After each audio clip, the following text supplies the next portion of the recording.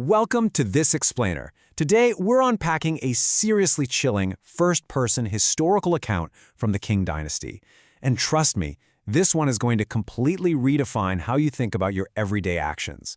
We're looking at this fascinating and, honestly, deeply tragic spiritual text that details the literal transformation of a man into a crab. It's a raw, unfiltered look at consequence, accountability, and how the tiniest words we speak or the choices we make just ripple out across lifetimes.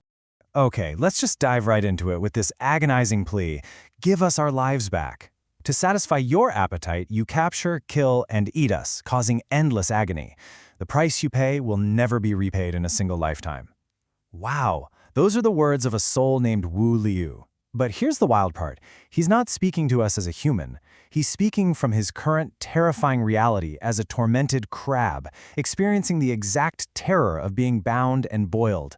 He is literally begging us to look at the pain on our plates. Section 1. The remorse of a crab. Now, to understand how a human soul ends up trapped in such a brutal existence, we really have to talk about karma. Basically, it's the universal principle of cause and effect, where your intent and your actions shape your future reality. So the crucial point here is that Wu Liu attributes his excruciating fate entirely to this massive, unpayable karmic debt that he racked up during his human life. He only lived to be 34 years old, you guys. But in those short 34 years, without any wise guides to set him straight, his everyday habits, like what he ate, how he spoke, and how he made his living, blindly built this mountain of debt that literally stripped him of his humanity in the next life. Section 2. The Lost Song. Let's rewind a bit to see how this all started, because he wasn't born a monster. Actually, he had pretty wholesome beginnings. He was born into a poor but super loving family in a generous village. But at age 5, things take a really dark turn. He starts helping his dad sell goods, and they get violently robbed of all their earnings. This was a massive trauma. It twisted his innocent filial love into this intense psychological obsession. From that moment on, he vowed to make endless money for his parents, completely ignoring the cost. Eventually, at age 30, he's suddenly struck with an agonizing mouth disease, and by 34, he dies and faces the underworld. Section 3. The Karma of Killing. So that intense drive for wealth led him to take over the family business. And to make even more cash, he picked up a highly lucrative but morally devastating side hustle, catching and selling crabs from the sea.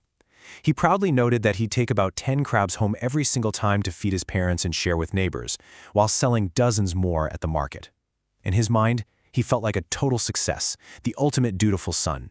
But he was completely blind to the fact that he was multiplying an inescapable karmic debt every day just to satisfy financial ambition. And the brutality here is it's absolute. In the text, Wu Liu confesses to his horrific processing methods. Step 1, he would literally peel the shells off the crabs while they were still alive and struggling. Step 2, he completely ignored if the mother crabs were carrying eggs. And Step 3, he threw them directly into a boiling pot. He prioritized his own financial gain over the excruciating pain of living creatures, and in doing so, he completely sealed his own dark fate. Section 4. Words hurt like pincers. But you know, Wu Liu's cruelty wasn't just limited to physical violence against animals. This darkness deeply infected how he treated his fellow human beings, too. The source material draws this incredibly chilling parallel between his physical violence, dismembering and boiling crabs for profit, and his verbal violence. Wu Liu admits he constantly used words to attack, mock, and strip people of their dignity. It's like he acted exactly like the crabs he hunted, right? Using his cruel words as pincers, clamping down and hurting everyone around him until he was isolated in a fortress of cruelty. Section 5. The Underworld Judgment. Eventually, this toxic combo of physical killing and verbal cruelty caught up with him. At age 30, this uncurable, agonizing growth appeared in his mouth, which the text strongly implies is a direct physical reflection of his verbal sins and his violent trade. After 2 years of desperate, failed medical treatments, he perishes at age 34. But death was only the beginning. He describes the sheer terror of being immediately grabbed by the fearsome underworld guardians, Oxhead and Horseface, and dragged in chains down into the pitch-black depths of the underworld. He's brought before King Yama, the terrifying judge of the dead, who lays out the verdict on his life of unrepentant cruelty. The judgment is swift. He failed to cultivate his heart, speech, and body. He constantly used verbal abuse to injure others, and he committed massive sins of killing through the cruel slaughter of crabs. The sentence? Hell, followed by reincarnation as a water creature. The universe demanded balance, meaning he had to endure the exact agonizing fate of his victims. Talk about a wake-up call. Section 6. Compassion and Life. After experiencing the horrors of hell and the daily, literal torture of being boiled alive as a crab, Wu Liu's spirit comes forward with this desperate, urgent warning. He asks, "Do you use words to attack, hurt, or mock others like I did?" He pierces right through the screen to ask us this directly. It forces us to pause, take a hard look in the mirror, and wonder if our own daily habits are building a similar karmic trap. To help us avoid his terrifying fate, Wu Liu leaves us with a final plea containing 3 core practices. First, stop the karma of killing. He begs us to cease eating the meat of living beings to keep our bodies and spirits pure. Second, practice mindful speech. Never, ever use your words to tear down someone else's dignity. And third, cultivate compassion.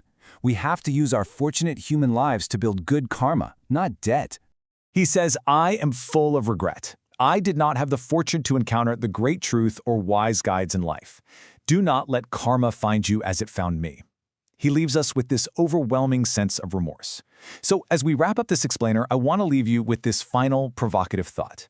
When you look at the seemingly small choices you make every single day, from what you put on your plate to the words you speak to a stranger, are they building a foundation of compassion, or are you paying an ultimate price you just can't see yet?